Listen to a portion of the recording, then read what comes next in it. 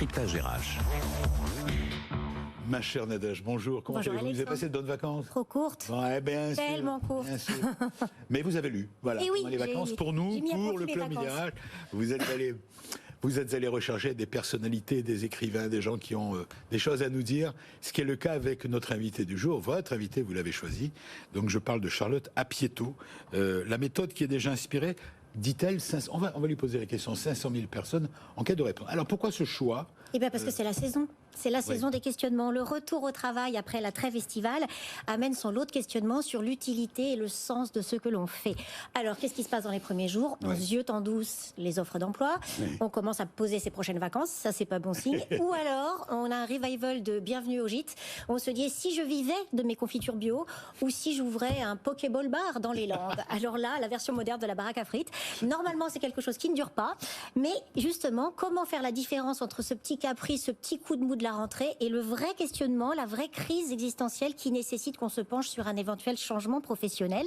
C'est une des questions de Postadem et on va la poser à son auteur, Charlotte Apieto. Bonjour Charlotte. Bonjour Charlotte Apieto. Alors vous habitez Nice, nous avez-vous dit? Oui, j'ai quitté Paris pour Nice il y a 1 an et demi. Voilà, merci d'avoir fait le voyage. Avec venir plaisir. Au club.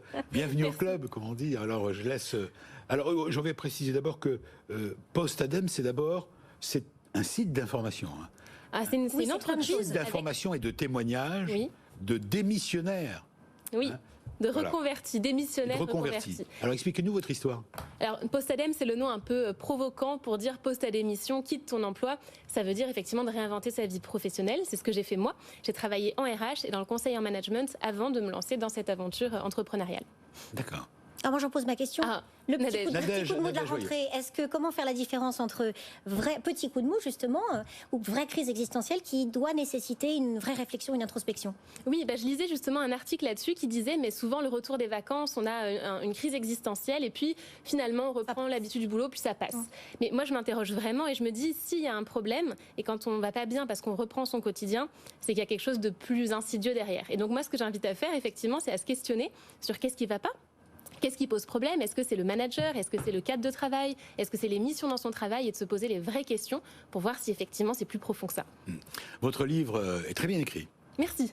Avec des chapitres très clairs, avec des titres, comme on le fait dans la presse, n'est-ce pas Nadège? Très catchy, très bien. Je vois par exemple chapitre 12, l'art de changer d'avis pour changer de vie, et vous faites à chaque fois des citations.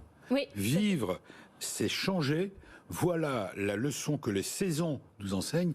C'est de Paolo Coelho. L'écrivain, bien sûr. Alors, c'est votre regard et des conseils que vous donnez. Donc, c'est ça l'idée. Oui, c'est ça, en fait. Vous donnez envie aux gens. L'idée, c'est une méthode, je pense. C'est une méthode, voilà. C'est une méthode. Nadège, je vous laisse une méthode en 5 étapes. Mais alors, petite question, quand on en a marre de son job, on pense à la reconversion. Enfin, c'est bien joli, mais il fait un peu froid dehors. Comment est-ce qu'on fait pour se reconvertir, mais sans mettre en danger son loyer, son foyer? En fait, le risque souvent, c'est qu'on se dit pour se reconvertir, il faut forcément tout plaquer du jour au lendemain. D'ailleurs, le nom un peu provoque de Postadem, on peut se dire ça. Et en fait, non, c'est pas l'idée, c'est vraiment de procéder étape par étape. C'est ce qu'on appelle la stratégie des petits pas pour faire les changements sans se mettre en difficulté si on a un foyer, des enfants, etc. Comment gérer l'entourage alors? Parce que souvent, quand on prend cette décision, qu'on est en famille, on a autour de soi la peur, qui est omniprésente, l'épouse, l'époux, les parents, les amis, les familles qui disent mais t'es fou. Ça arrive. Et soi-même, on se dit si je me plante, comment je vais faire pour vivre et tout. Oui, il y a beaucoup de questions autour de ça, tout à fait. Et en fait, ça fait le lien justement avec votre question où on se demande par quoi commencer. Et en fait, ça commence par se poser les bonnes questions parce qu'on n'a pas appris à faire ça. Je ne sais pas vous à l'école, mais souvent on nous a fait remplir des grilles d'orientation pour voir le métier le plus adapté. En entreprise, on fait carrière, on suit les échelons les plus classiques et au final, on n'apprend pas à se demander ce qu'on veut vraiment. Donc la toute première étape, quand on ne sait pas par où commencer, c'est de se demander ce qu'on aime faire, ce qu'on sait faire, les compétences et les talents qu'on a, dans quelle direction on veut aller, et à partir de là, on va trouver des idées de projet.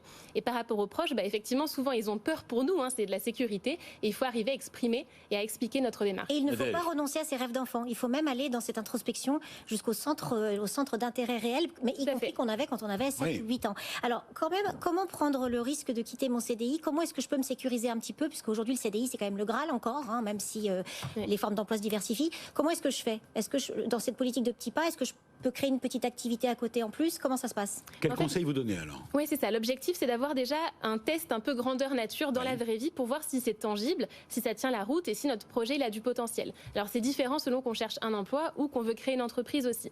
Mais moi, ce que je recommande, c'est de tester son projet en side project. C'est un anglicisme pour dire qu'on a un projet en parallèle de son job. Et donc on va tester pour avoir des avis de clients potentiels, pour avoir peut-être ses premiers clients, son premier chiffre d'affaires, observer des professionnels, faire des stages, des formations courtes, pour voir à quoi ça ressemble dans la vraie vie. Et en fonction de ça, on va savoir si on peut se lancer, si on veut se lancer, sans tout quitter du jour au lendemain. Oui, vous dites qu'il ne faut jamais quémander un emploi. Oui, pour la recherche d'emploi. Ouais, dans le cadre de la recherche d'emploi. Et vous annoncez que la bonne nouvelle, c'est qu'on peut effectivement, dites-vous, et vous l'affirmez, et vous l'expliquez dans ce livre, qu'on peut quitter un emploi, c'est possible, sans mettre en danger son foyer et ses finances. C'est ce que vous nous apprenez dans ce guide. Absolument. En fait, c'est de ne pas avoir peur, quoi. C'est en permanence. C'est un Je peu dirais ça, même maîtriser la peur et apprivoiser la peur parce qu'elle sera forcément là. Mais même quand on est d'ailleurs salarié en entreprise, on a des échéances qui peuvent nous faire peur, on en aura toujours. C'est plutôt d'appréhender ça, de maîtriser ça pour pouvoir le faire avec le plus de sérénité possible et sans se mettre en danger. Vous qui avez écrit ce livre sur Post-ADEME, l'art de réinventer sa vie professionnelle, est-ce que vous avez des chiffres? Est-ce que vous avez pu faire une petite enquête? Savoir combien de personnes en France posent je le connais pas, moi. Les chiffres de la reconversion, alors il y a 91% des Français qui se sont dit désengagés de leur travail. J'ai plus là comme ça à chaud le nom de l'enquête exactement et la date. Covid et tout, etc. Entre-temps, il y a eu des tas de choses. Mais... Et c'est ça, et c'est qu'avec en plus la phase Covid et là en plus la rentrée, souvent c'est une période de questionnement. Forcément parce qu'on est dans une remise en question assez existentielle et donc notre vie professionnelle qui prend le gros de notre temps, c'est en plein milieu, donc forcément on se pose des questions. À mettre entre toutes les mains, c'est truffé d'exemples, de témoignages, de récits, ça se lit vraiment comme un roman.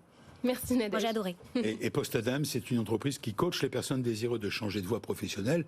Je le précise parce que vous avez créé aussi vous-même une société. C'est l'entreprise au départ et le livre, effectivement, qui sort cette année est sur cette thématique-là. Et du coup, c'est la méthode, le condensé de la méthode pour réinventer. Vous êtes Instellaniste, c'est-à-dire que vous avez mis en place sur Internet un guide, c'est payant, c'est comment? Tout se fait à distance, absolument. Moi, j'ai créé l'entreprise tout début 2018. Donc, j'étais à Paris à ce moment-là. Ça s'appelle Post-ADEME? Post-ADEME, l'entreprise Post-ADEME, début 2018. Tout s'appelle Post-ADEME, le livre, tout. Et le site, en effet, postademe.com. Oui, le site aussi. Et tout le monde y est passé. Vous avez demandé vous avez posé votre DEM partout?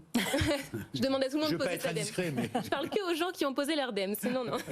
Non, mais en tout cas, c'est vraiment un mouvement qu'il y a derrière et une incitation à changer les choses et justement pas à rester dans une situation qui nous épanouit pas, où on trouve plus de sens aujourd'hui. Vous avez raison. Et il faut se jeter à l'eau. Il ne faut pas avoir peur. Parce que derrière le problème qui se pose, il y a souvent, dans la plupart du temps, de bonnes nouvelles et de belles petites paillettes. Vous restez avec nous? Bien sûr.